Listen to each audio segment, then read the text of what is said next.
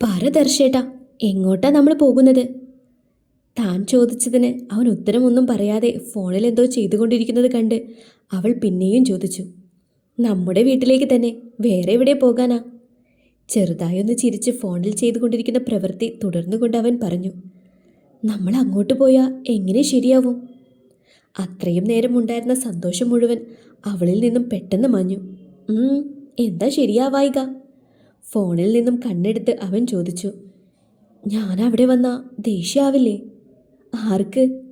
അവൻ സംശയത്തോടെ ചോദിച്ചതും ആമി വല്ലായ്മയോടെ സ്വാതിയെ എന്ന് നോക്കി.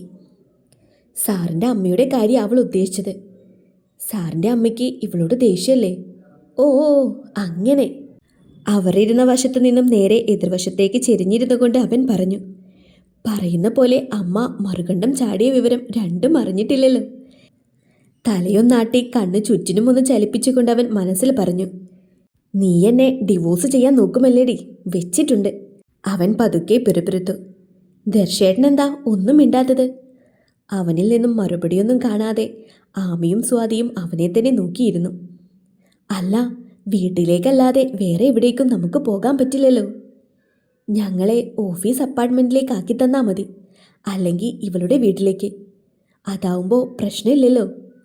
ഒരു വഴി കിട്ടിയ സന്തോഷത്തോടെ ആമി പറഞ്ഞു. അതെങ്ങനെയാ വിളിച്ചുകൊണ്ട് വന്നിട്ട് വഴിയിൽ ഇറക്കി വിടുന്നത്? വഴിയിലൊന്നും അല്ലല്ലോ ഇറക്കി വിടുന്നത്. വഴിയിലല്ലെങ്കിലും അതുപോലെ പാതി വഴിയിൽ കൈവിട്ട് കളയുന്നത് പോലെ തന്നെയല്ലേ ഇതും. എന്നാ ഒരു കാര്യം ചെയ്യേ, സാറ് ഇവളെ എൻ്റെ വീട്ടിലാക്കിത്താ. അവിടെ അച്ഛനും അമ്മയ്ക്കും നിങ്ങളുടെ കാര്യമൊക്കെ അറിയാലോ. എന്നിട്ട് വീട്ടിൽ ചെന്നിട്ട് സാറിൻ്റെ അമ്മയെ പറഞ്ഞ് മനസ്സിലാക്കി കൊടുക്ക്. സാവകാശം എല്ലാം ശരിയാകുമ്പോൾ നമുക്കിവളെ സാറിൻ്റെ വീട്ടിലേക്ക് കൂട്ടിക്കൊണ്ടു പോകാം. അത് മതി ദർശേട്ടാ. അപ്പോൾ തൽക്കാലത്തേക്ക് ഇവളുടെ വീട്ടിലേക്ക് പോകാം അല്ലേ? ആമി ചോദ്യഭാവത്തിൽ അവനെ നോക്കി. തൽക്കാലം നമ്മൾ ആ രണ്ട് പെൺകുട്ടികളും ഒന്നിച്ചു മൂളി. എൻ്റെ വീട്ടിലേക്ക് തന്നെയാ പോകുന്നത്. കാറ്റൂതി വിട്ട ബലൂൺ പോലെയായി സ്വാതിയുടെയും ആമിയുടെയും മുഖം. വിഷമിക്കാതെ, നമുക്ക് അവിടെ ചെന്ന് അമ്മയെ കാര്യങ്ങൾ പറഞ്ഞ് മനസ്സിലാക്കാൻ ശ്രമിക്കാന്നേ. എന്നെ കാണുമ്പോൾ തന്നെ രാധികമ്മയ്ക്ക് ദേഷ്യമാകും. ഒന്നും കേൾക്കാനൊന്നും നിൽക്കില്ല അമ്മ. നീ ഇങ്ങനെ പേടിക്കാതെ. കൂടി വന്നാൽ ഞാൻ നിന്നെയും കൊണ്ട് കയറി ചെല്ലുമ്പോൾ അമ്മ ചൂലെടുക്കും. അത്രയല്ലേ ഉണ്ടാവുള്ളൂ. നമുക്കിതേ ഈ സ്വാതിയെ അമ്മയ്ക്ക് മുന്നിലേക്ക് ഇട്ടുകൊടുത്തിട്ട് ഓടിക്കളയാം. സ്വാതിയെ ചൂണ്ടിക്കാണിച്ച് ഒരു കണ്ണിറുക്കിക്കൊണ്ട് ആമിയെ നോക്കി ദർശൻ പറഞ്ഞതും സ്വാതി വായും പൊളിച്ചിരുന്നു പോയി. സാർ! ദയനീയമായി അവൾ വിളിച്ചു. എൻ്റെ സ്വാതി, നീ ഞങ്ങളുടെ പ്രണയത്തിൻ്റെ സ്മാരകമായി എന്നും നിലകൊള്ളും. നിനക്കതിൽ അഭിമാനിക്കാം. തട്ടിപ്പോയി കഴിഞ്ഞ് അഭിമാനം കൊണ്ടിട്ട് എന്താ സാർ കാര്യം? ഇവള് പറഞ്ഞതുപോലെ എൻ്റെ വീട്ടിലോട്ട് പോയാൽ പോരെ? ശരീരം കേടാവാതെ രക്ഷപ്പെടാമല്ലോ. നിങ്ങൾ പേടിക്കണ്ട. നമ്മൾ അവിടുന്ന് പോന്ന വിവരം ഞാൻ നിഖിലിന് മെസ്സേജ് അയച്ചിട്ടുണ്ട്. അവനും ബാക്കിയുള്ളവരും ചേർന്ന് അമ്മയെ പറഞ്ഞ് മനസ്സിലാക്കിക്കോളും. അതുകൊണ്ട് അമ്മ ഇറക്കി വിടത്തൊന്നുമില്ല. പിന്നെ പതുക്കെ നീ നിൻ്റെ സ്നേഹം കൊണ്ട് എൻ്റെ അമ്മയെ മാറ്റിയെഴുത്താൽ മതി. എൻ്റെ സാറേ, അതൊക്കെ സിനിമകളിലും സീരിയലുകളിലും കഥകളിലും മാത്രമേ കാണാൻ പറ്റൂ. യഥാർത്ഥ ജീവിതത്തിൽ അതൊന്നും അത്ര ആപ്ലിക്കബിൾ അല്ല. നമുക്ക് നോക്കാം. എന്തായാലും ഞാൻ വണ്ടി വീട്ടിലേക്ക് എടുക്കാൻ പോവാ. രണ്ടുപേർക്കും മറുപടിയൊന്നും കൊടുക്കാതെ ദർശൻ വണ്ടിയെടുത്തു. ഇനിയും പറഞ്ഞിട്ട് കാര്യമില്ല എന്ന് തോന്നിയതുകൊണ്ട് സ്വാതിയും മാമിയും പിന്നീട് ഒന്നും മിണ്ടിയില്ല. ദേവിമോളെ, രാധികെ, ദേ പിള്ളേര് വന്നുട്ടോ. ദർശൻ്റെ കാർ ചിറ്റയിടത്തെ മുറ്റത്തേക്ക് കടന്നതും ലത പുറത്തു നിന്നും വിളിച്ചു പറഞ്ഞു. ദർശനും സ്വാതിയും ആദ്യം തന്നെ കാറിൽ നിന്നും ഇറങ്ങി. ആമി കാറിൽ തന്നെ ഇരുന്നു. എല്ലാവരെയും അഭിമുഖീകരിക്കാൻ അവൾക്കൊരു ചെറിയ ചമ്മൽ തോന്നി. ഡ്രൈവിംഗ് സീറ്റിൽ നിന്നും ഇറങ്ങി. ആമി ഇറങ്ങാത്തത് കണ്ട് വിൻഡോയിലൂടെ അവൻ അവളോട് ഇറങ്ങാൻ കണ്ണുകൊണ്ട് കാണിച്ചു. ആമി വെപ്രാളത്തോടെ ഇല്ലെന്ന് കാണിച്ചു. ദർശൻ ചിരിയോടെ അവളിരിക്കുന്ന വശത്തേക്ക് വന്നു. കാര്യം മനസ്സിലാക്കിയ പോലെ നിഖിലും അവളിരിക്കുന്ന ഭാഗത്തേക്ക് തന്നെ വന്നു. ചമ്മുകയൊന്നും വേണ്ട, ഇറങ്ങിപ്പോര്. ദർശൻ ഡോർ തുറന്നപ്പോൾ ആമിയുടെ ഇരിപ്പ് കണ്ട് നിഖിൽ പറഞ്ഞു. അവൾ ചമ്മിയൊരു ചിരി അവന് സമ്മാനിച്ചു. ഓരോ വേണ്ടാദീനങ്ങൾ ഒപ്പിച്ചു വെച്ചിട്ട് അവൾ ഇരിക്കുന്ന ഇരിപ്പ് നോക്കിക്കേ. സത്യത്തിൽ അവളുടെ ആ ഭാവം കണ്ടപ്പോൾ നിഖിലിന് സങ്കടം തോന്നി. മുഖത്ത് അടികൊണ്ട പാടൊക്കെ അവനും കണ്ടു. എന്നാൽ താനത് കണ്ടതായി ഭാവിച്ചില്ല. ഇപ്പോഴത്തെ ഈ സങ്കടം ഇല്ലാതാകുമോ എന്നോർത്ത് അവൻ സന്ദർഭം ഒന്ന് ലഘൂകരിച്ചു. അവൻ പറയുന്നത് കേട്ട് അവൾക്കൊരല്പം ആശ്വാസം കിട്ടിയെങ്കിലും അതേ ചമ്മലോട് കൂടി തന്നെയാണ് അവൾ കാറിൽ നിന്നും പുറത്തേക്കിറങ്ങിയത്. തലപ്പൊക്കി നോക്കിയതും നേരെ മുന്നിൽ നിൽക്കുന്ന ഹരിദാസിനെയാണ് അവൾ കണ്ടത്. കണ്ണുകൾ കൊണ്ട് ക്ഷമ ചോദിച്ചതുപോലെ അവൾ അദ്ദേഹത്തെ നോക്കി. അവളുടെ മുഖത്തെ അടിയേറ്റ പാടുകൾ അയാളിലും ഒരുപാട് വിഷമമുണ്ടാക്കി. അതേസമയം ഹരിദാസ് അവൾക്കടുത്ത് വന്ന് അവളുടെ കൈകൾ കവർന്നു. മോളി അച്ഛനോട് പൊറുക്ക്.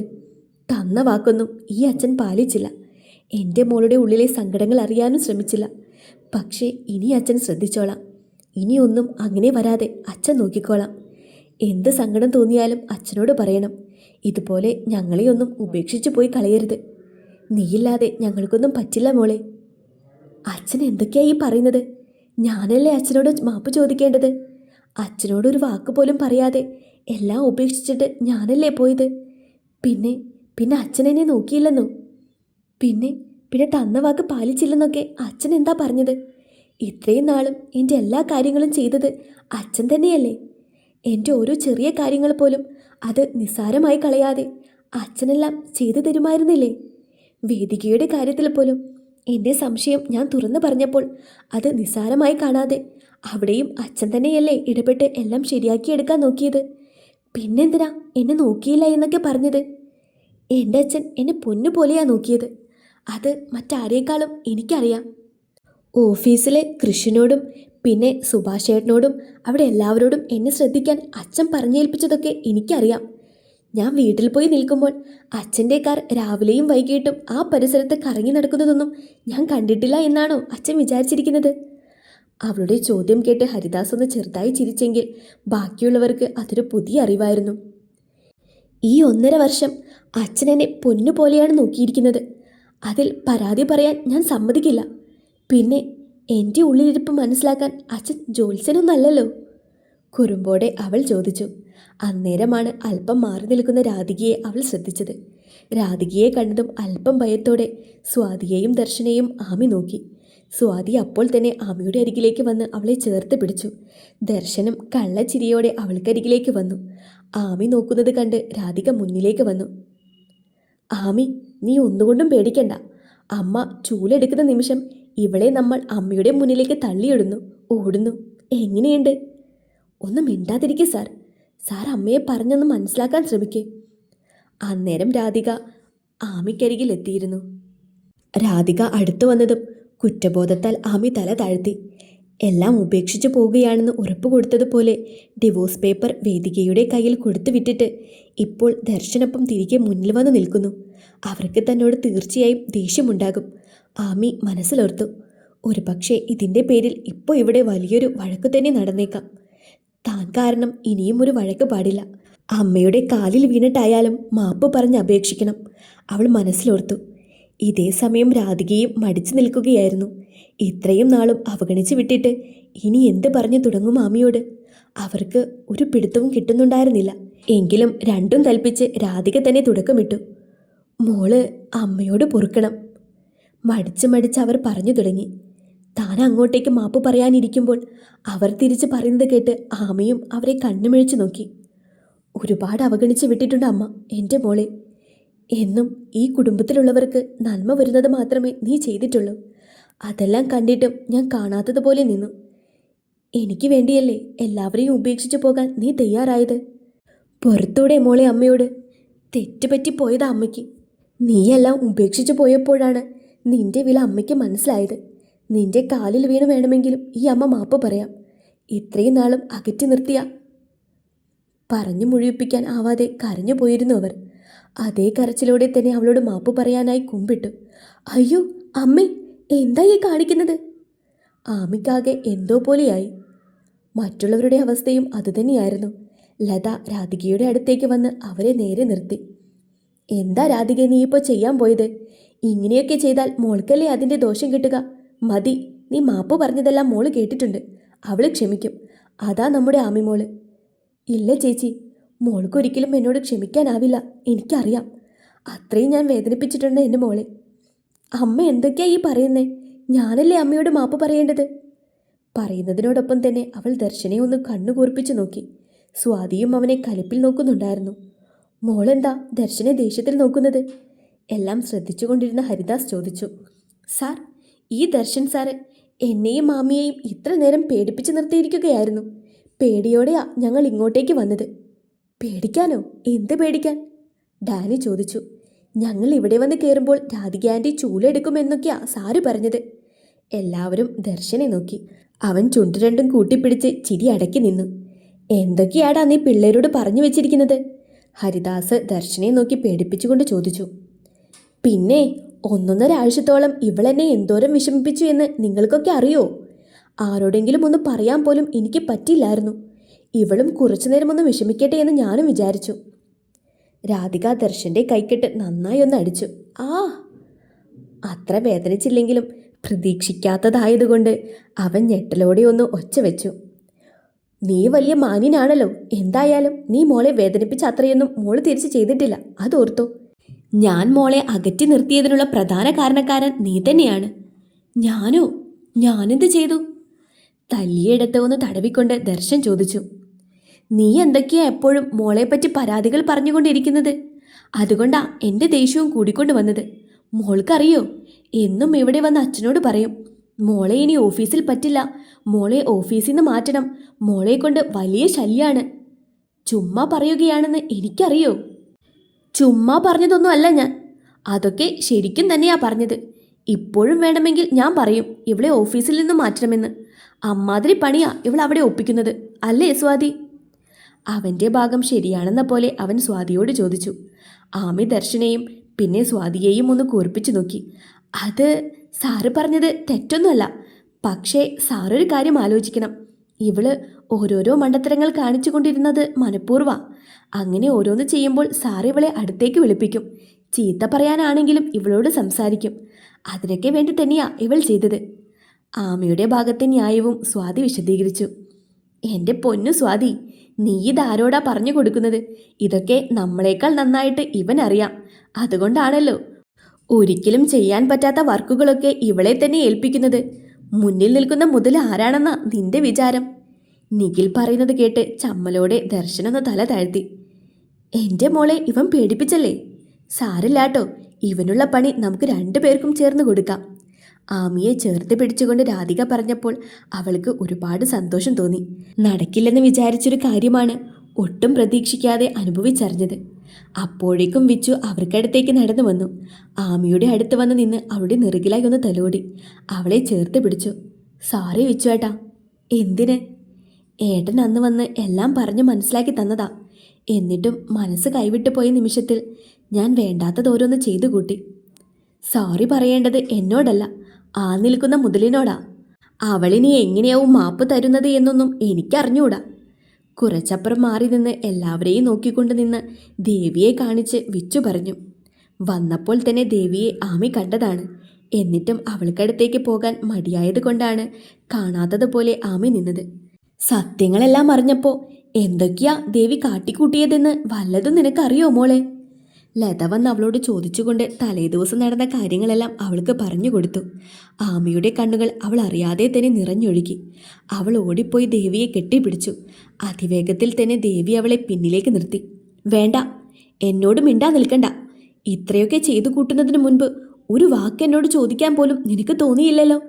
അന്ന് വേദിക നിന്നോട് ദേഷ്യപ്പെടുന്ന വീഡിയോ വിച്ചുവേട്ടൻ എനിക്ക് കാണിച്ചു തന്നപ്പോൾ ആദ്യം നേരിട്ട് പോയി അവൾക്കിട്ടൊന്ന് കൊടുത്ത് മറുപടി പറയാൻ ഞാൻ വിചാരിച്ചതാ. പക്ഷേ പിന്നെ തോന്നി നിന്നോട് ചെയ്തതിന് നിന്നെക്കൊണ്ട് തന്നെ പറയിപ്പിക്കണമെന്ന്. അത് എനിക്ക് തോന്നിയ മണ്ടത്തരം. അതാണല്ലോ കാര്യങ്ങൾ ഇവിടം വരെ എത്തിച്ചത്. സോറിടാ, അപ്പോഴത്തെ അവസ്ഥയിൽ അങ്ങനെയൊക്കെ ചെയ്തു പോയതാ. നീ എന്നോടൊന്ന് ക്ഷമിക്ക്. അവൾ ദയനീയമായി വിച്ചുവിനെയും ഒന്ന് നോക്കി. എൻ്റെ ദേവിക്കൊച്ചെ ഒന്ന് ക്ഷമിച്ചു കൊടുക്ക് എൻ്റെ ആമിക്കൊച്ചിന്. ദേവി ആമിയെ ഒന്ന് നോക്കി. ഇപ്പോഴത്തേക്ക് ഞാൻ ക്ഷമിച്ചിരിക്കുന്നു. എന്നാലും നിനക്ക് എങ്ങനെ ചിന്തിക്കാൻ തോന്നി അവൾ പറഞ്ഞതാണ് ശരിയെന്ന്? നീ എങ്ങനെയാമി എൻ്റെ ജീവിതത്തിൽ ഒരു ശല്യമാകുന്നത്? എൻ്റെ ഈ ജീവിതം തന്നെ നീ തന്ന ദാനമല്ലേടി. ഇനി ഇതുപോലെ എന്തെങ്കിലും ഉണ്ടായാൽ നിന്നെയും കൊല്ലും, ഞാനും ചാവും, നോക്കിക്കോ. ചൂണ്ടുവിരൽ ആട്ടിക്കൊണ്ട് ദേവി പറയുന്നത് കേട്ട് എല്ലാവരും ഒന്ന് ചിരിച്ചുപോയി. എന്നാലും എൻ്റെ ആമി ചേച്ചി, ഞങ്ങളെയൊക്കെ വിട്ടുപോകാൻ ചേച്ചിക്ക് തോന്നിയല്ലോ എന്ന് ഓർക്കുമ്പോഴാ സങ്കടം. ദേവിക്കരികിൽ നിന്ന കല്ലു ഒരു വിതുമ്പലോടെ പറഞ്ഞതും ആമി അവളെ ചേർത്ത് പിടിച്ചു. ഇനി ചേച്ചി നിങ്ങളെ ആരെയും വിട്ട് എവിടെയും പോവില്ല. അതിൻ്റെ ഒരു ആവശ്യവുമില്ല എനിക്ക്. അതെ, മാപ്പ് പറച്ചിലും മാപ്പ് കൊടുക്കലുമൊക്കെ കഴിഞ്ഞെങ്കിൽ നമുക്ക് വല്ലതും കഴിക്കാം. രാവിലെ മുതൽ വായു മാത്രമാണ് ഭക്ഷണം. വയറ് തടവിക്കൊണ്ട് ഡാനി പറഞ്ഞു. അയ്യോ, ഞാനൊന്നും ഉണ്ടാക്കിയിട്ടില്ല, മാലതി ആവലാതിയോടെ പറഞ്ഞു. അതിനുള്ള സാഹചര്യമല്ലായിരുന്നല്ലോ. രാധിക അവൾക്കൊപ്പം നിന്നു. അതൊക്കെ പിന്നെ നമുക്ക് അറിഞ്ഞൂടെ? ഞാൻ അപ്പനോടും അമ്മയോടും പള്ളിയിൽ നിന്നും വരുമ്പോൾ ഭക്ഷണവും വാങ്ങിയിട്ട് വരാൻ പറഞ്ഞിട്ടുണ്ട്.